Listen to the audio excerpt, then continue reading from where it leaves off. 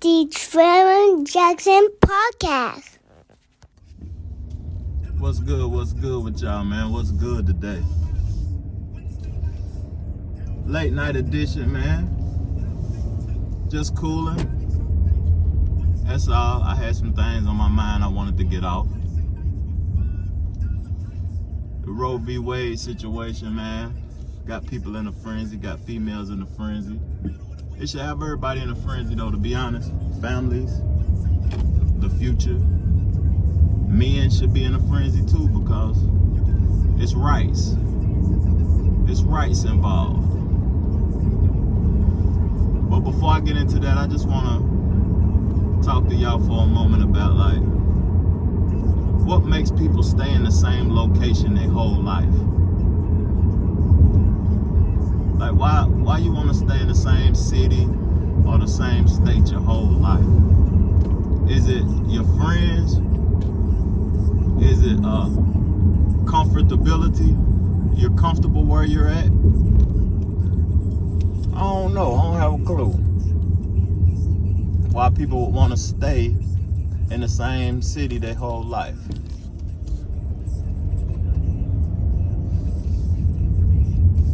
People driving a little crazy, my fault. But the reason I'm bringing this to part because Charlotte has ran its course with me. It's about time to move on. I'm a man of adventure. I'm a man that likes travel. A man that likes new things, new sights. And Charlotte has ran its course with me. I'm originally from Tennessee. I talk to people back at home, and they talk like they have some sort of ownership with the city that they're located in. I can't leave my block. I can't leave the hood. I can't leave my city. I'm a ball for life. You ain't making $1 off of being a fan, a fanatic. You don't own them blocks. You don't even own no real estate in the state of Tennessee. You live in an apartment. No disrespect,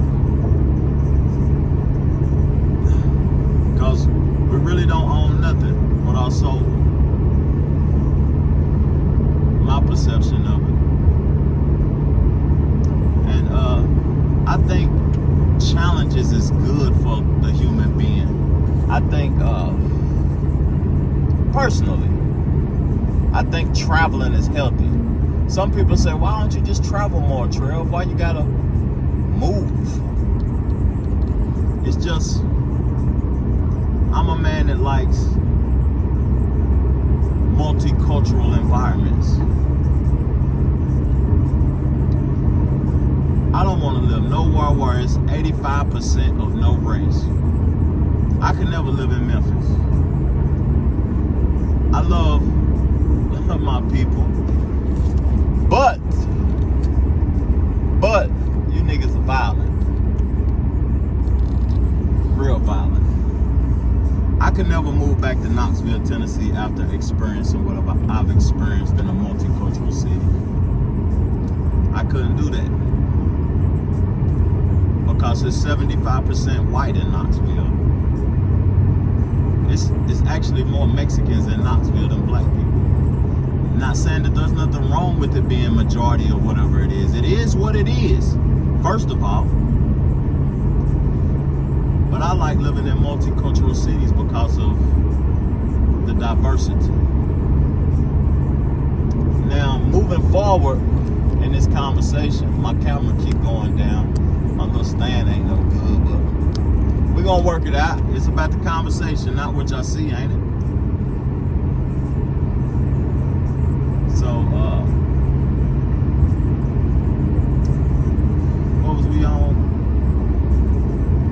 Diversity. We was talking about diversity. Me, personally, I want to live in a metropolitan city that's very diverse. And I want to live in one of the two biggest cities in the USA. It's either going to be New York or LA. I'm trying to decide which one is best for me because the price of living is high, but I accept the challenges. I'm up for the challenges. So that's not nothing to be concerned about, the challenges. The taxes is high in California. I expect to bring home 50% of the income that I'm gonna make. So what? Go get some more. New York the same way. I make $100 grand, I'm bringing home 50 grand to my family.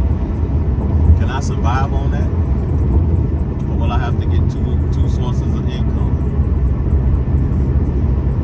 I know one place I won't be moving to, and that's Atlanta. Just today, Shaka Zulu got shot. Young thug fighting his case and his trial and all of that stuff in Atlanta.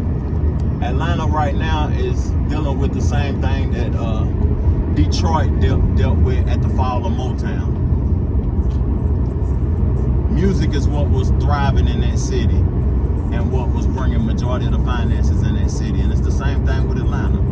You got a whole bunch of wolves out that's gonna do whatever they can to get the money. A whole bunch of wolves.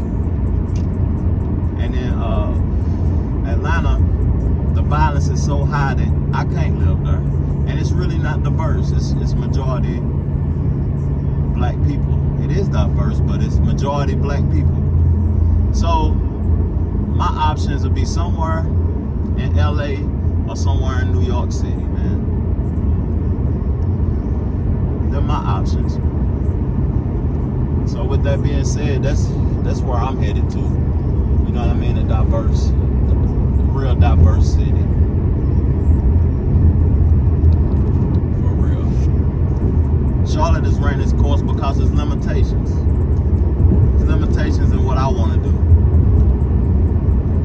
And finances.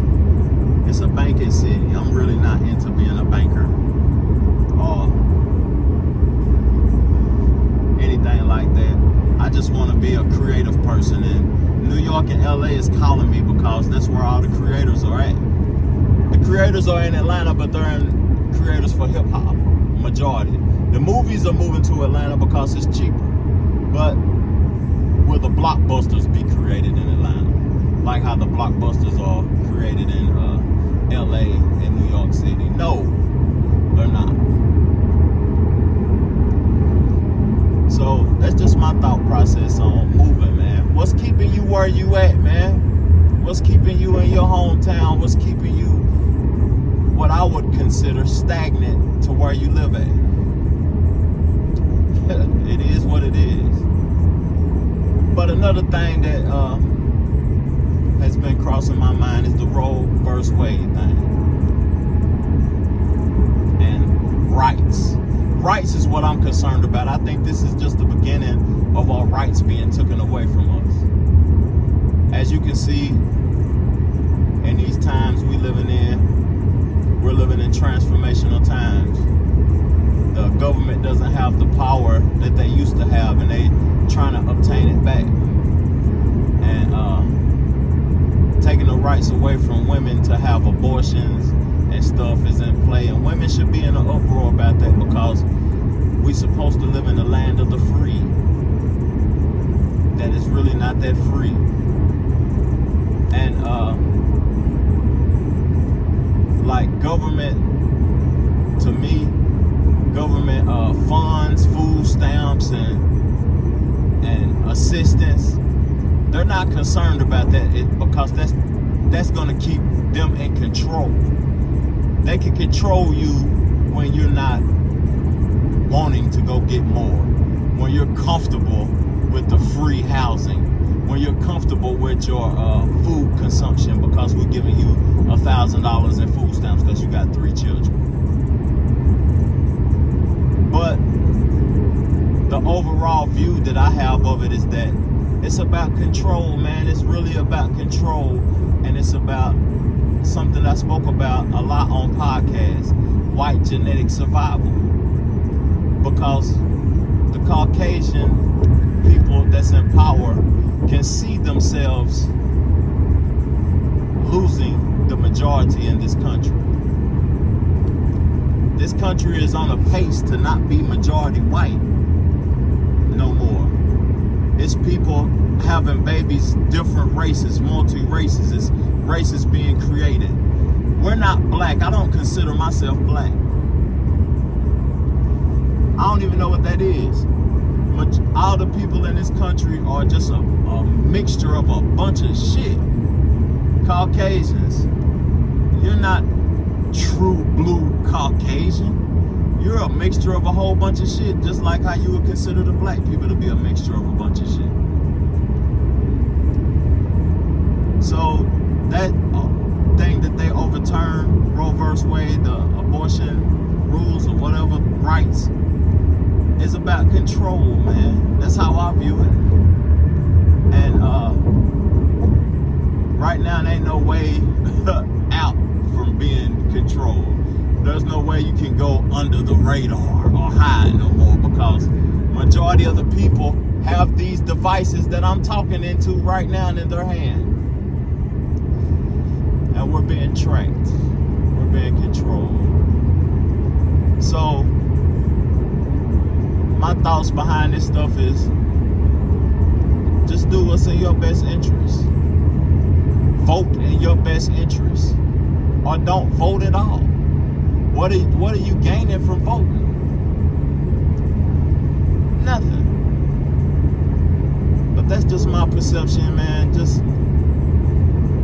Just remain free, man. Remain free. Do what's in the best interest of you and your family, because rights are being taken away from us daily. And this is just the beginning. Thank y'all for tuning in, man. Peace, love, plenty, abundance. And make sure you go get you some money. And I'm out. Chill. The Trevor Jackson Podcast.